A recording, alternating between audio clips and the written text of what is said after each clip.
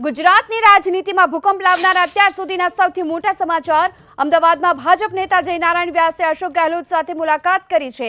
જયનારાયણ વ્યાસ અને અશોક ગેહલોત આ બંને વચ્ચે 1 કલાક સુધી બંધ બારણે બેઠક ચાલી। ત્યારે અમદાવાદમાં સર્કિટ હાઉસ ખાતે આ બંને નેતાઓ વચ્ચે 1 કલાક સુધી બેઠક થઈ। નર્મદા પર પુસ્તક સંદર્ભે મુલાકાત કર્યાની જો કે જયનારાયણ વ્યાસે સ્પષ્ટતા કરી છે। આ સાથે રાજસ્થાન સરકારની નર્મદા 108ની કામગીરીના તેમણે વખાણ કર્યા। નર્મદાના પાણીનો ઉપયોગ કરવો હોય તો ટપક સિંચાઈ ફરજિયાત નિયમના પણ વખાણ કર્યા છે જયનારાયણ વ્યાસે। તો ગુજરાતની રાજનીતિમાં ભૂકંપ સર્જનાર અત્યાર સુધીના સૌથી મોટા સમાચાર, કારણ કે જયનારાયણ વ્યાસ કે જેમણે અશોક ગેહલોત સાથે મુલાકાત કરી છે। અમદાવાદમાં સર્કિટ હાઉસ ખાતે બંને નેતાઓ વચ્ચે 1 કલાક સુધી વાતચીત ચાલી અને બંધ બારણે આ બેઠક થઈ। જો કે જયનારાયણ વ્યાસે સ્પષ્ટતા કરી રહ્યા છે કે નર્મદા પર પુસ્તક સંદર્ભે તેમની સાથે મુલાકાત કરી છે। આ સાથોસાથ રાજસ્થાન સરકારની નર્મદા 108ની કામગીરીના તેમણે વખાણ પણ કર્યા। નર્મદાના પાણીનો ઉપયોગ કરવો હોય તો ટપક સિંચાઈ ફરજિયાત જે નિયમ છે તેના પણ તેમણે વખાણ કર્યા છે। गहलोत साहब ने हमारी नर्मदा राजस्थान में सरकार बीजू राजस्थान नर्मदा योजना पानी व्यवस्थापन जो नमूनेदार काम करे अद्भुत है। कायदो कर्यो कि तमारे नर्मदाનું पाणी जोईतुं तो फरजियात माइक्रो इरिगेशन सिस्टम नाखवी ज पड़े। એટલે એમને 1.5 મિલિયન એકરનું પાણી મળ્યું છે। એમાંથી એ લોકો 2.5 લાખ એકરને પાણી આપે છે, જ્યારે આપણે 9 મિલિયન એકર ખેતમાંથી હજુ ઘણું આગળ વધવાનું છે। એટલે that was second point. Third, આપણા અહીંયા જે 108ને રોકી રાખી રાજ્ય 3 દિવસો વેઇટિંગ એની સરખામણીમાં રાજસ્થાનથી આ વન્ડરફુલ જોબ એટલે એ મારા શો માટે મને જાણવું મારો લિમિટ આવે છે શો એના માટે। અને બીજું એવું જ સારું કામ મને કર્યું છે નર્મદા હેલ્થ અને હા વંચિતો માટેના જે PMJY કે છે એમાંથી એક સાથે ના વપરાય તો એ એમના એમ રહે અને બાકીનો ખર્ચો સરકાર એમાંથી ભરી આપે। એટલે પહેલાંનું એકવાર ઘસાય એટલે બધું જતું રહે એવું નથી થયું। બરાબર મારી વસ્તુ છે અને હું નર્મદા પર પુસ્તક લખું છું। બરાબર, નર્મદા અને ગુજરાતના મુખ્યમંત્રી આપણે વિષય પર અત્યારે હું પુસ્તક લખી છું। તો આ મુલાકાત બાદ જયનારાયણ વ્યાસે સ્પષ્ટતા કરી કે પોતે જે નર્મદા પર પુસ્તક સંદર્ભે મુલાકાત કરી છે। આ સાથોસાથ રાજસ્થાન સરકારની જે નર્મદા યોજના છે 108ની કામગીરી છે તેના પણ તેમણે વખાણ કર્યા। નર્મદાના પાણીનો ઉપયોગ કરવો હોય તો ટપક સિંચાઈ ફરજિયાત નિયમના પણ તેમણે વખાણ કર્યા છે। देखिए, पहली बात तो राजस्थान और मेरी कंस्टिट्यूंसी एक दूसरे से सटे हुए हैं। गहलोत साहब पहले भी सिद्धपुर आ चुके हैं और इनका ये मेरा पहला परिचय नहीं है। दूसरी बात, मैं मोटिवेशनल लेक्चर्स देता हूँ जो किसी भी चीज़ पे सरकार में लोग ऐसा मानते हैं कि सरकार से काम नहीं हो सकेगा, सरकार ये नहीं कर सकती, तो सरकार भी कोई एग्जाम्पल्स ऑफ एक्सेलेंस सेट करती है। मुझे गहलोत साहब से जानना था कि उनको 0.5 मिलियन एकड़ फीट पानी मिलने के बजाय भी कैसे वो फार्मर्स को कन्विंस कर चुके कि they will use micro irrigation system और 2.5 लाख एकड़ में कैसे पानी पहुंचाया उसने। वो स्टैंडर्ड से अगर हम जाए तो नर्मदा का जो अर्लियर प्लान है 18 लाख हेक्टेयर, उसकी जगह 40 लाख हेक्टेयर को पानी दे सकेंगे। तो मुझे जानना था कि क्या जादू है उसमें। और बाय द वे मैं नर्मदा पे अभी डॉक्यूमेंट्स आधारित पुस्तक भी लिख रहा हूँ।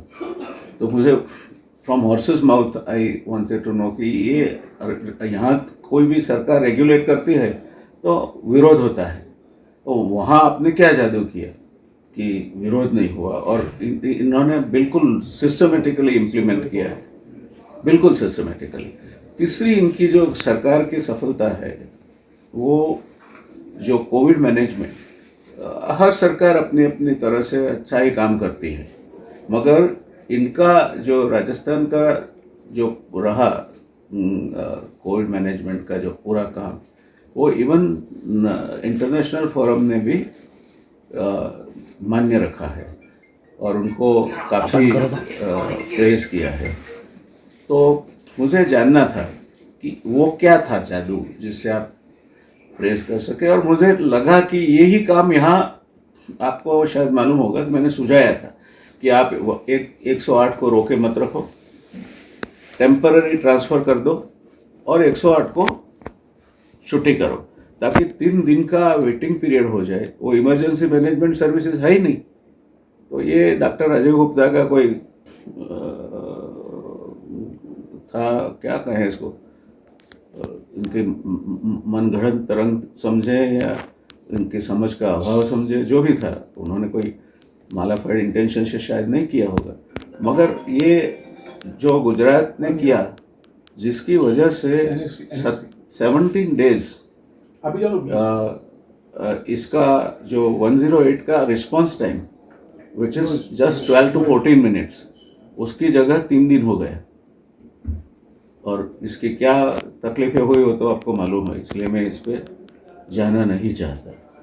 तो ये जो चीज़ें हैं, तो सरकार से भी कहीं देखिए, सिंगल विंडो कंसेप्ट तो महाराष्ट्र के कलेक्टर ने ढूंढा था और वो एक्सपेरिमेंट पूरे देश में चल गया। हमारे गुजरात के भी कई अच्छे एक्सपेरिमेंट है जो देश में चल गए हैं। तो जहाँ भी अच्छा होता है, तो वेद का प्रिंसिपल है कि आनो भद्रा कृतो यंतु विश्वतः, हर दिशा से हमारे दिमाग में रोल। સર અશોક ગેહલોત રાજસ્થાનના તો અશોક ગેહલોત સાથે તેમની આ મુલાકાત અને મુલાકાત જે નર્મદા પર તેઓ પુસ્તક લખી રહ્યા છે અને તેના કારણે આ મુલાકાત થઈ હોવાની સ્પષ્ટતા જે નારાયણ વ્યાસે કરી છે। અને રાજસ્થાન સરકારની જે નર્મદા છે 108ની કામગીરી છે, આ સાથે નર્મદાના પાણીનો કયા પ્રકારે ઉપયોગ કરવો અને જે ટપક સિંચાઈ ફરજિયાતનો નિયમ રાજસ્થાન સરકારે જે લાગુ કર્યો છે અને તેમાં સફળતા મળી, તો કેવી રીતે સફળતા મળી, આ જાણવા માટે તેમની આ મુલાકાત થઈ હોવાની વાત જયનારાયણ વ્યાસે કરી છે। જો કે આ મુલાકાત બાદ ચોક્કસથી રાજકીય ગરમાવો આવે તે સ્વાભાવિક છે, કારણ કે ચૂંટણી હવે થોડા જ સમયમાં જ્યારે જાહેર થવાની છે અને એ પહેલાં જયનારાયણ વ્યાસ કે તેમણે આ મુલાકાત કરી, આ સાથોસાથ તેમણે એ પણ કહ્યું છે કે અશોક ગેહલોત સાથે મારો જૂનો પરિચય છે। રાજસ્થાનને ઓછું પાણી મળ્યું છતાં ગેહલોતે સિંચાઈનું આયોજન કર્યું। રાજસ્થાન સરકારે એવું તે કયો પ્રકારનો જાદુ કર્યો કે ત્યાં વિરોધ ન થયો, કારણ કે જે ટપક સિંચાઈ ફરજિયાતનો નિયમ લાગુ કરવામાં આવ્યો અને તેના કારણે તેનું કારણ જાણવા માટે, કયા પ્રકારે આ નિયમ લાગુ થયો તે જાણવા માટે તેમની મુલાકાત થઈ હોવાની વાત જયનારાયણ વ્યાસે કરી છે। IIT का लड़का है, कई लोग मेरे वहाँ आते हैं, तो मैं कितनी पार्टियों में जुड़ूंगा? तो होता नहीं। केजरीवाल से भी आप मिले? पहले से मिला हूँ मैं, उसको मैक्सेस है और मिला तब से जानता हूँ। IIT खड़गपुर का विद्यार्थी है, मैं IIT बम्बई का विद्यार्थी हूँ। तो हमारे IIT वालों में एक तरह का जान पहचान तो रहता है, बैच नंबर ही खाली बोलना होता है। विश्व में कहीं भी जाओ तो IITians सर IITians। तो सर जैसे कि आपने बोला खुद के चुनाव का माहौल है और आप बीजेपी गवर्नमेंट में मंत्री भी रह चुके हैं। हाँ, रह चुका हूँ। तो आपने जिस तरीके से बताया, तो एक तरीके से लग रहा है कि Rajasthan government is better than Gujarat. नहीं, ये देखो, आप पहले तो ये तर्क करने के अनधिकारी हैं। इसको ऑन एयर करो तो पूरा करना, मुझे जरा भी झिझक नहीं है। और जिस क्षेत्र में आप है उस क्षेत्र में मैं भी हूँ। मेरा शो गुजरात में सबसे ज़्यादा देखा जाता है, उसके लिए भी मुझे माहिती की तलाश रहती है। आपको शायद ये भी मालूम होगा कि 5 अखबारों में मेरा रेगुलर कॉलम चलता है। उसके लिए भी मुझे कोई कहीं अच्छा हुआ है, ये कोई अच्छा करता है उसका मतलब ये थोड़ा हुआ कि अगले वाला बुरा करता है। मैंने ये बात पहले भी कही कि गुजरात में भी कई ऐसी चीज़ें हैं जो नेशनल लेवल पे स्वीकृत हुई है। तो उसका मतलब ये हुआ कि हम आँख कान सब आप लोग जैसे बंद करके बैठे हो, ये तो नहीं होता है। गुजरात में जो अच्छा हो रहा है डंके की चोट पे कहना चाहिए और पूरे देश को इसका फायदा उठाना चाहिए। राजस्थान में अच्छा हो रहा है तो उसमें सीखने में क्या है हमें?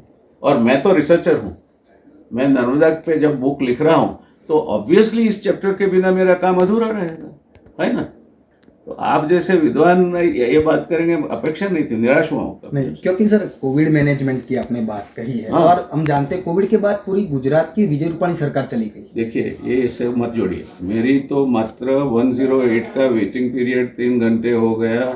वो काम छोटा उदयपुर में आसानी से मिडल वे पे प्लेटफॉर्म तैयार करके हुआ था।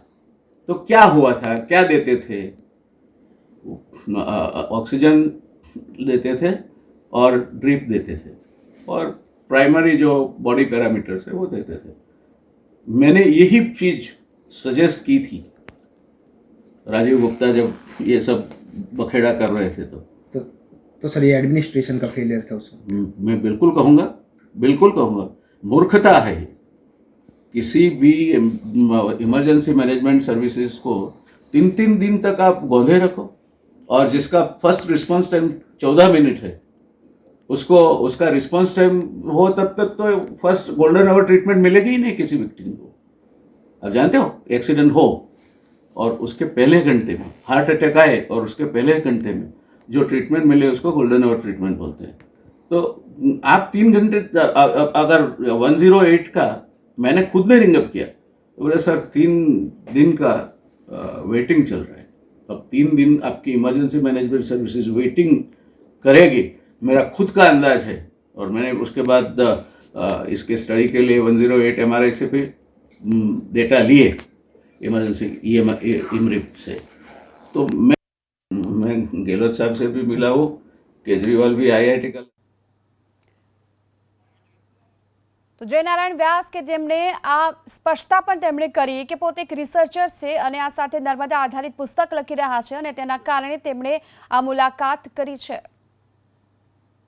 3-3 दिन तक आप गोंधे रखो और जिसका फर्स्ट रिस्पांस टाइम 14 मिनट है उसको उसका रिस्पांस टाइम हो तब तक तो फर्स्ट गोल्डन आवर ट्रीटमेंट मिलेगी ही नहीं किसी विक्टिम को। आप जानते हो एक्सीडेंट हो और उसके पहले घंटे में हार्ट अटैक आए और उसके पहले घंटे में जो ट्रीटमेंट मिले उसको गोल्डन आवर ट्रीटमेंट बोलते हैं। तो आप 3 घंटे अगर 108 का मैंने खुद ने रिंगअप किया तो बोले सर 3 दिन का वेटिंग चल रहा है, अब 3 दिन आपकी इमरजेंसी मैनेजमेंट सर्विसेज वेटिंग करेगी, मेरा खुद का अंदाज है। और मैंने उसके बाद इसके स्टडी के लिए 108 MRI से भी डेटा लिए इमरजेंसी इमरिप से।